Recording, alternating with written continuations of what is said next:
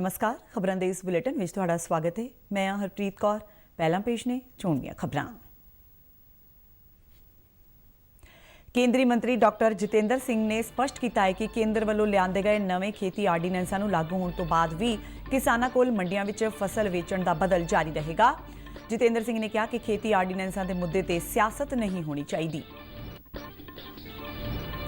श्रोमणी अकाली दल के प्रधान सुखबीर सिंह बादल ने सूबा सरकार और कांग्रेस पार्टी ते खेती आर्डीनेंसां के मुद्दे ते किसानां नूं गुमराह करन दा दोष लगाया। केंद्र सरकार वालों किसानां दी भलाई लई लिआंदे गए 3 खेती आर्डीनेंसां दी पंजाब दे किसानां वालों शलाघा। कहा कि किसानां दी आमदन विच वाधा होवेगा ते उन्हां नूं अपनी फसल किते भी वेचण दी खुल होवेगी। केंद्रीय फूड प्रोसैसिंग सनअत मंत्री हरसिमरत कौर बादल ने मिजोरम के कामरांग विच उसारे गए जोराम मैगा फूड पार्क का वर्चुअल उद्घाटन किया। कहा कि इस नाल 5000 व्यक्तियों को रोजगार ते 25000 किसानों को फायदा पुजेगा।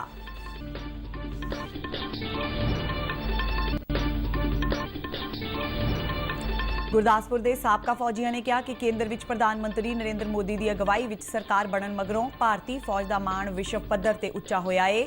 साबका फौजियों दी मंगां तरजीह के आधार पर प्रवान हुईयां ने। मुख्यमंत्री कैप्टन अमरिंदर सिंह ने केंद्रीय मंत्री रामविलास पासवान नूं घट्टो-घट्ट समर्थन मुल ते आड़तियां नूं कानून अनुसार निर्धारित 2.5% कमीशन बहाल रखने की अपील की। केंद्रीय सेहत मंत्रालय मुताबक देश भर में कोविड-19 केसां की गिनती 11 लाख तो पार हुई। देश में महामारी नाल होण वालीआं मौतां की दर घट के 2.45% तक पुजी। ते भारतीय मौसम विज्ञान महकमे अनुसार मौजूदा मॉनसून विच हुण तक आम नालों 6% वध वर्खा हो चुकी है। उत्तरी भारत विच अजे घट वर्खा हुई। ते हुण खबरां विस्तार नाल। केंद्र सरकार ने भरोसा दिता है कि उस वालों लिआंदे गए 3 खेती आर्डीनेंस किसानां दी भलाई लई ही ने। किसानां दे कोल मंडी विच अपनी फसल वेचण दा बदल जारी रहेगा। इस दे नाल ही जेकर किसान चाहुंदे ने तां ओह मंडी दे बाहर भी वपारियां नूं अपणीआं कीमतां ते फसल वेच सकदे ने। डीडी न्यूज़ नूं दित्ती एक खास इंटरव्यू विच प्रधानमंत्री दफ्तर विच मंत्री जितेंद्र सिंह ने किसानां नूं भरोसा दवाया कि पूरी सरकारी खरीद मंडियां राहीं ही होवेगी। उन्होंने कहा कि किसानां दी भलाई लई केंद्र सरकार वालों चुके गए होर कदमां दे नाल-नाल इन्हां कदमां तहत किसानां नूं मजबूत करन अते 2022 तक उन्हां दी आमदन नूं दुगना करन लई सरकार वचनबद्ध है। जितेंद्र सिंह ने जोर दे के कहा कि किसानां दी भलाई लई लिआंदे गए खेती आर्डीनेंसां दे मुद्दे ते राजनीति नहीं होनी चाहिए। हुण किसान दे मन विच ये वहम पैदा किया जाने की कोशिश की जा रही है, उन्होंने गलतफहमी पैदा की जा रही है कि भाई तेनू MSP ते तू नहीं बेच सकेगा। जे ऐसी गल होंदी भी है, फर्ज करो असी 2 मिनट वास्ते तस्लीम कर लीए जी इहो जिहा एक इस किस्म का एक संभावना बनती है, तो फिर तो कानून अपना काम करो यार। ये भी सरकार नूं चाहिए, प्रदेश की सरकार नूं कि जे वो सहयोग करे। जे प्रदेश सरकार पहले ही चाहती है कि MSP की खिलाफवर्जी होवे तो लोगों के मन में ये गल पाती पई है, तो यह मतलब कि सरकार के नीयत भी कुछ खोट है। मैं तो ये समझना कि मोदी सरकार ने बड़ी नेक नीयती नाल, बड़ी साफ मंशा नाल किसान के हित का फायदा लिया है। और क्योंकि एक फैडरल कोऑपरेशन या कोऑपरेटिव फैडरलिज्म के मूल्यों के आधार पर इस सरकार ने पिछले 6 वरियां तो काम किया है। मैं तो समझना कि राज्य सरकार का यह फर्ज बनता है कि उस स्पिरिट नूं, उस भावना नूं मद्देनज़र रख के इस गल वो अपना सहयोग देवे, ताबन देवे। तो डॉक्टर सिंह तुहानूं लगता है कि यह समझना जरूरी है कि सरकारी खरीद पूरी मंडियों तक ही होगी? जी जी, किसानों नूं यह समझना जरूरी है। बिल्कुल बिल्कुल तुसीं ठीक कहते हो, बल्कि किसान नूं एक काफ़ी उहदे विकल्प का दायरा जिहड़ा है वो वध गया। श्रोमणी अकाली दल के प्रधान सुखबीर सिंह बादल ने पंजाब की सूबा सरकार ते कांग्रेस पार्टी ते खेती आर्डीनेंसां के मुद्दे ते किसानां नूं गुमराह करन दा दोष लगाया है। सुखबीर बादल ने कहा कि खेती आर्डीनेंस किसानां दी भलाई लई ने ते इस संबंधी किसानां दे भरम भुलेखे दूर करन दी लोड़ है। उन्होंने कहा कि उन्हां दी पार्टी लई किसानां दी भलाई तो वध के होर कुछ भी नहीं है। उन्होंने कहा कि केंद्रीय खेतीबाड़ी मंत्री वालों यह स्पष्ट किया जा चुका है कि फसल का घट्टो-घट्ट समर्थन मुल अज भी जारी रखा गया है तो अगे भविख विच भी इस तरह जारी रहेगा। पंजाब दीआं कई किसान जथेबंदियां वालों खेती आर्डीनेंसां ते तेल दीआं वध रहीआं कीमतां संबंधी अज तो सूबा पद्धरी धरने का ऐलान किया गया है। प्रचार ऑर्डीनेंस बारे किया जा रहा है कि किसानी दे उल्ट है।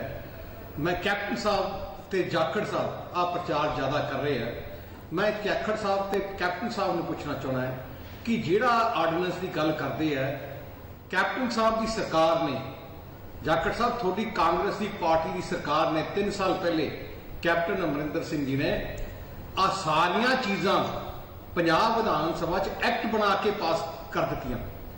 ਪਿਛਲੇ 3 ਸਾਲਾਂ 'ਚ ਤੁਸੀਂ ਕਿਉਂ ਨਹੀਂ ਰੌਲਾ ਪਾਇਆ? ਕਿਉਂ ਨਹੀਂ ਕਿਹਾ ਕਿ ਇਹ ਕਿਸਾਨ ਵਿਰੋਧੀ ਹੈ? ਕੈਪਟਨ ਸਾਹਿਬ, ਜੇ ਆਰਡੀਨੈਂਸ ਕਿਸਾਨ ਵਿਰੋਧੀ ਹੈ ਫਿਰ ਤੁਸੀਂ ਕਿਉਂ ਪਾਸ ਕੀਤਾ? ਜਾਖੜ ਸਾਹਿਬ, ਤੁਹਾਡੀ ਮੁੱਖ ਮੰਤਰੀ ਨੇ ਕਿਉਂ ਪਾਸ ਕੀਤਾ? ਇੱਕ ਸ਼ੰਕਾ ਜਾਣ ਕੇ ਇਹਨਾਂ ਨੇ ਗੱਲ ਬੁਲਾਈ ਹੈ ਕਿ ਕਿਸਾਨਾਂ ਦੀ MSP ਬੰਦ ਹੋ ਜੂਗੀ, ਕਿਸਾਨਾਂ ਦੀ ਖਰੀਦ ਬੰਦ ਹੋ ਜੂਗੀ।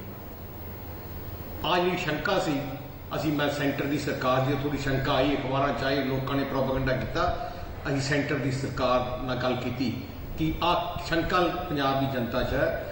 ਤੇ ਜਿਹੜਾ ਖੇਤੀਬਾੜੀ ਮੰਤਰੀ ਤੋਮਰ ਸਾਹਿਬ ਨੇ, ਗ੍ਰਹਿ ਮੰਤਰੀ ਅਮਿਤ ਸ਼ਾਹ ਜੀ ਨੇ ਮੈਨੂੰ ਕਿਹਾ, ਉਹਨਾਂ ਨੇ ਸਪਸ਼ਟ ਕੀਤਾ ਕਿ MSP ਤੇ ਖਰੀਦ MSP ਤੇ ਜਿਵੇਂ ਪੰਜਾਬ ਚੱਲ ਰਹੀ ਹੈ ਉਵੇਂ ਹੀ ਚੱਲਦੀ ਰਹੂਗੀ। ਇਸ ਆਰਡੀਨੈਂਸ ਦਾ ਕੇਂਦਰ ਸਰਕਾਰ ਵੱਲੋਂ ਕਿਰਸਾਨੀ ਅਤੇ ਕਿਸਾਨਾਂ ਦੀ ਭਲਾਈ ਲਈ 3 ਖੇਤੀ ਆਰਡੀਨੈਂਸ ਲਿਆਂਦੇ ਗਏ, ਜਿਨ੍ਹਾਂ ਨਾਲ ਕਿਸਾਨਾਂ ਦੀ ਆਮਦਨ ਵਿੱਚ ਵਾਧਾ ਹੋਵੇਗਾ ਤੇ ਉਹਨਾਂ ਨੂੰ ਆਪਣੀ ਫਸਲ ਕਿਤੇ ਵੀ ਵੇਚਣ ਦੀ ਖੁੱਲ੍ਹ ਹੋਵੇਗੀ। ਪੰਜਾਬ ਦੇ ਕਿਸਾਨਾਂ ਨੇ ਸਰਕਾਰ ਵੱਲੋਂ ਲਿਆਂਦੇ ਗਏ ਇਹਨਾਂ ਖੇਤੀ ਆਰਡੀਨੈਂਸਾਂ ਨੂੰ ਕਿਸਾਨਾਂ ਦੀ ਆਮਦਨ ਵਧਾਉਣ ਦੀ ਦਿਸ਼ਾ ਵੱਲ ਇੱਕ ਕਦਮ ਦੱਸਿਆ ਹੈ। ਪ੍ਰਸਾਰ ਭਾਰਤੀ ਦੇ ਬਠਿੰਡਾ ਸਥਿਤ ਨੁਮਾਇੰਦੇ ਨੇ ਕੁਝ ਕਿਸਾਨਾਂ ਤੇ ਕਿਰਸਾਨੀ ਨਾਲ ਜੁੜੇ ਲੋਕਾਂ ਨਾਲ ਇਸ ਸੰਬੰਧੀ ਗੱਲਬਾਤ ਕੀਤੀ। ਮੈਂ ਜੋ ਸਾਡੇ ਦੇਸ਼ ਦੇ ਪ੍ਰਧਾਨ ਮੰਤਰੀ ਜੀ ਨੇ ਕਿਸਾਨਾਂ ਦੇ ਲਈ ਜੋ ਖੇਤੀ ਆਰਡੀਨੈਂਸ 3 ਪਾਸ ਕੀਤੇ ਹੈ, ਉਹਨਾਂ ਲਈ ਮੈਂ ਉਹਨਾਂ ਦਾ ਧੰਨਵਾਦ ਕਰਦਾ ਕਿ ਜਿਹੜੀ ਕਿਸਾਨਾਂ ਦੀ ਪਿਛਲੇ ਲੰਮੇ ਸਮੇਂ ਤੋਂ ਮੰਗ ਸੀ ਕਿ ਦੇਸ਼ ਦਾ ਕਿਸਾਨ ਕਿਤੇ ਵੀ ਜਾ ਕੇ ਦੇਸ਼ ਦੇ ਵਿੱਚ ਆਪਣੀ ਫਸਲ ਵੇਚ ਸਕਦਾ ਹੈ, ਉਸ ਵਾਅਦੇ ਨੂੰ ਪੂਰਾ ਕੀਤਾ ਹੈ। ਮੈਂ ਸਮਝਦਾ ਕਿ ਇਸ ਦੇ ਨਾਲ ਜਿਹੜਾ ਕਿਸਾਨ ਹੈ ਉਹ ਆਪਣਾ ਭਾਅ ਆਪ ਤੈਅ ਕਰੇਗਾ। ਜਿੱਥੇ ਵੀ ਉਹਨੂੰ ਜਿਹੜੀ ਉਹਦੀ ਫਸਲ ਦੀ ਅੱਛੀ ਕੀਮਤ ਮਿਲੇਗੀ, ਚੰਗਾ ਭਾਅ ਮਿਲੇਗਾ, ਉਹ ਜਾ ਕੇ ਉੱਥੇ ਵੇਚ ਸਕੇਗਾ। ਇਹ ਬਹੁਤ ਵਧੀਆ ਜੀ, ਕਿਉਂਕਿ MSP ਤਾਂ ਇਹ 'ਚ ਖਤਮ ਕਰੀ ਨਹੀਂ ਜੀ। ਤੇ ਬਾਕੀ ਜਿਹੜੀ ਅਸੀਂ ਫਸਲ ਹੈ ਜੀ ਕਿਤੇ ਵੀ ਵੇਚ ਸਕਦੇ ਹਾਂ। ਪਹਿਲਾਂ ਅਸੀਂ ਜਦੋਂ ਆਪਦਾ ਬਨਾਸਪਤੀ ਝੋਨਾ ਹਰਿਆਣੇ ਜਾਂ ਹੋਰ ਕਿਤੇ ਲੈ ਕੇ ਜਾਂਦੇ ਸੀ ਤਾਂ ਬਾਰਡਰ ਤੇ ਸਾਡੀਆਂ ਜਿਹੜੀਆਂ ਟਰਾਲੀਆਂ ਸੀਗੀਆਂ ਰੋਕ ਲੈਂਦੇ ਸੀ। ਤੇ ਹੁਣ ਸਾਨੂੰ ਕੋਈ ਦਿੱਕਤ ਨਹੀਂ, ਕਿਉਂਕਿ ਜਿੱਥੇ ਸਾਨੂੰ ਵਧੀਆ ਰੇਟ ਮਿਲੂਗਾ ਅਸੀਂ ਆਪਦੀ ਫਸਲ ਆਪਦੀ ਮਨਮਰਜ਼ੀ ਨਾਲ ਵੇਚਾਂਗੇ। ਤੇ ਇਹ ਤਾਂ ਸਾਨੂੰ ਬਹੁਤ ਵਧੀਆ ਸਰਕਾਰ ਨੇ ਸਾਡੇ ਲਈ ਕੰਮ ਕੀਤਾ ਜੀ। ਜੋ ਆ ਰੌਲਾ ਪੈ ਰਿਹਾ ਆਰਡੀਨੈਂਸ ਦਾ, ਇਹ ਮੈਨੂੰ ਤਾਂ ਲੱਗਦਾ ਵੀ ਕਿਸਾਨ ਦੇ ਬਹੁਤ ਹੀ ਫਾਇਦੇ 'ਚ ਹੈ, ਕਿਉਂਕਿ ਜੋ ਪਹਿਲਾਂ ਵਾਲਾ ਸਿਸਟਮ ਹੈ ਇਹ ਬੁਰੀ ਤਰ੍ਹਾਂ ਫੇਲ ਹੋਇਆ ਵਾ। ਇਸ ਨੇ ਸਾਨੂੰ ਫਾਂਸੀ ਦੇ ਫੰਦੇ ਤੱਕ ਲੈ ਆਂਦਾ, ਕਿਸਾਨ ਨੂੰ ਖੁਦਕਸ਼ੀਆਂ ਕਰਨ ਲਈ ਮਜਬੂਰ ਕਰਤਾ। ਜੇ ਸੈਂਟਰ ਸਰਕਾਰ ਨੇ ਕਿਸਾਨ ਦੇ ਹਿੱਤ ਵਿੱਚ ਕਿਸਾਨ ਨੂੰ ਉੱਪਰ ਚੱਕਣ ਵਾਸਤੇ ਇੱਕ ਆਰਡੀਨੈਂਸ ਲਿਆਂਦਾ ਹੈ ਵਧੀਆ, ਇਸ ਦਾ ਸਵਾਗਤ। ਕੇਂਦਰ ਸਰਕਾਰ ਵੱਲੋਂ ਲਿਆਂਦੇ ਗਏ ਨਵੇਂ ਖੇਤੀ ਆਰਡੀਨੈਂਸਾਂ ਨੂੰ ਲੈ ਕੇ ਸਿਆਸਤ ਤੇਜ਼ ਹੋ ਗਈ ਹੈ। ਪੰਜਾਬ ਵਿੱਚ ਕੋਵਿਡ-19 ਦੀਆਂ ਪਾਬੰਦੀਆਂ ਨੂੰ ਨਜ਼ਰਅੰਦਾਜ਼ ਕਰਦੇ ਹੋਏ ਕੁਝ ਕਿਸਾਨ ਜਥੇਬੰਦੀਆਂ ਵੱਲੋਂ ਕਈ ਜ਼ਿਲ੍ਹਾ ਹੈੱਡਕੁਆਟਰਾਂ ਵਿੱਚ DC ਦਫ਼ਤਰਾਂ ਦੇ ਸਾਹਮਣੇ ਰੋਸ ਪ੍ਰਦਰਸ਼ਨ ਕਰਦਿਆਂ ਡਿਪਟੀ ਕਮਿਸ਼ਨਰਾਂ ਨੂੰ ਆਰਡੀਨੈਂਸਾਂ ਖਿਲਾਫ ਮੰਗ ਪੱਤਰ ਦਿੱਤੇ ਗਏ। ਕਿਸਾਨ ਜਥੇਬੰਦੀਆਂ ਵੱਲੋਂ ਨਵੇਂ ਖੇਤੀ ਆਰਡੀਨੈਂਸਾਂ ਤੇ ਤੇਲ ਦੀਆਂ ਕੀਮਤਾਂ ਖਿਲਾਫ ਨਾਅਰੇਬਾਜ਼ੀ ਕੀਤੀ ਗਈ। ਪ੍ਰਦਰਸ਼ਨਕਾਰੀਆਂ ਵੱਲੋਂ ਸੜਕਾਂ ਦੇ ਕਿਨਾਰਿਆਂ ਤੇ ਕੁਝ ਸ਼ਹਿਰਾਂ ਵਿੱਚ ਆਪਣੇ ਟਰੈਕਟਰਾਂ ਨੂੰ ਖੜੇ ਕਰਕੇ ਆਵਾਜਾਈ ਵਿੱਚ ਵਿਘਨ ਪਾਉਣ ਦਾ ਵੀ ਯਤਨ ਕੀਤਾ ਗਿਆ। ਕਿਸਾਨ ਜਥੇਬੰਦੀਆਂ ਨੇ ਬਿਜਲੀ ਸੋਧ ਬਿੱਲ 2020 ਦਾ ਵੀ ਵਿਰੋਧ ਕੀਤਾ। ਉਹਨਾਂ ਦਾ ਮੰਨਣਾ ਹੈ ਕਿ ਇਸ ਬਿੱਲ ਦੇ ਲਾਗੂ ਹੋਣ ਨਾਲ ਕੁਝ ਵਰਗਾਂ ਨੂੰ ਮਿਲਣ ਵਾਲੀ ਸਸਤੀ ਤੇ ਮੁਫਤ ਬਿਜਲੀ ਬੰਦ ਕਰ ਦਿੱਤੀ ਜਾਵੇਗੀ। ਕੇਂਦਰੀ ਫੂਡ ਪ੍ਰੋਸੈਸਿੰਗ ਸਨਅਤ ਮੰਤਰੀ ਹਰਸਿਮਰਤ ਕੌਰ ਬਾਦਲ ਨੇ ਮਿਜ਼ੋਰਮ ਦੇ ਕਾਮਰਾਂਗ ਵਿੱਚ ਉਸਾਰੇ ਗਏ ਜ਼ੋਰਾਮ ਮੈਗਾ ਫੂਡ ਪਾਰਕ ਦਾ ਵਰਚੁਅਲ ਉਦਘਾਟਨ ਕੀਤਾ। ਉਹਨਾਂ ਦੱਸਿਆ ਕਿ ਇਹ ਮੈਗਾ ਫੂਡ ਪਾਰਕ ਉਹਨਾਂ ਦੇ ਮੰਤਰਾਲੇ ਵੱਲੋਂ ਕਿਸਾਨਾਂ ਦੇ ਹਿੱਤ ਲਈ ਚਲਾਈਆਂ ਜਾ ਰਹੀਆਂ ਸਕੀਮਾਂ ਤਹਿਤ ਕੀਤਾ ਗਿਆ ਹੈ।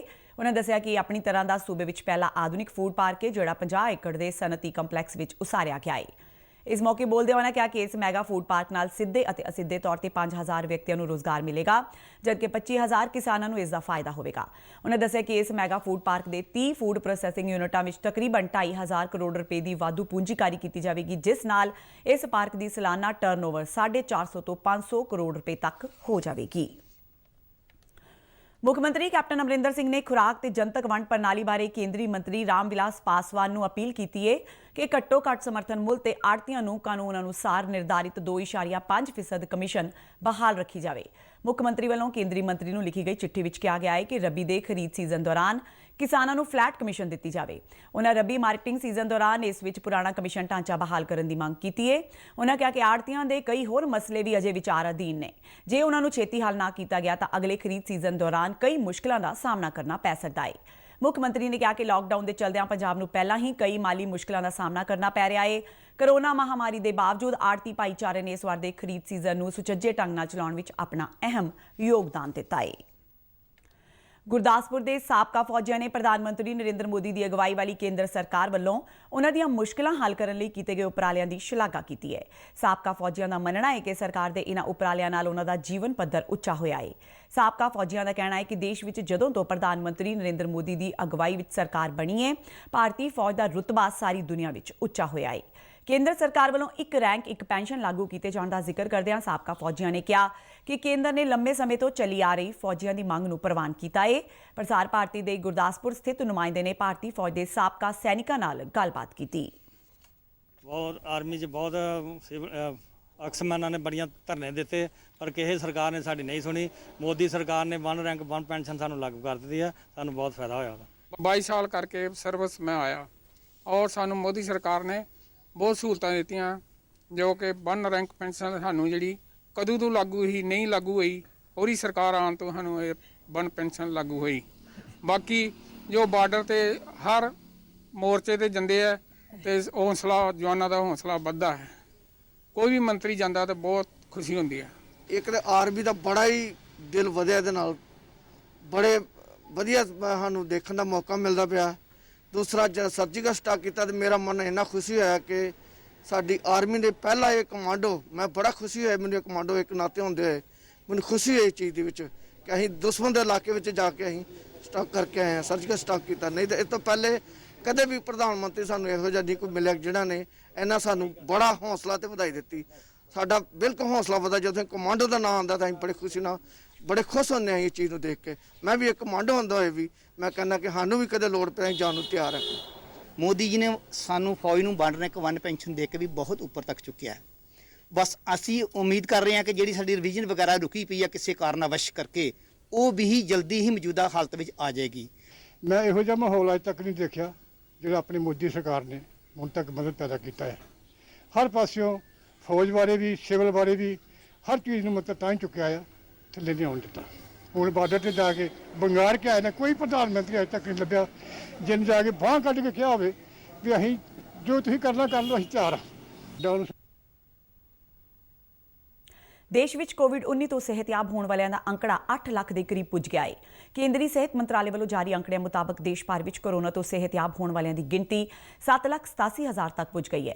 ਦੇਸ਼ ਵਿੱਚ ਸਿਹਤਯਾਬ ਹੋਣ ਦੀ ਦਰ 62.61% ਹੋ ਗਈ ਹੈ।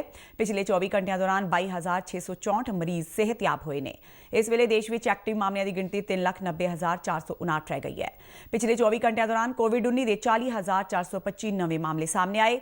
ਦੇਸ਼ ਵਿੱਚ ਕੋਰੋਨਾ ਪੁਸ਼ਟੀ ਵਾਲੇ ਮਾਮਲਿਆਂ ਦੀ ਗਿਣਤੀ 11,18,043 ਤੱਕ ਪੁੱਜ ਗਈ ਹੈ।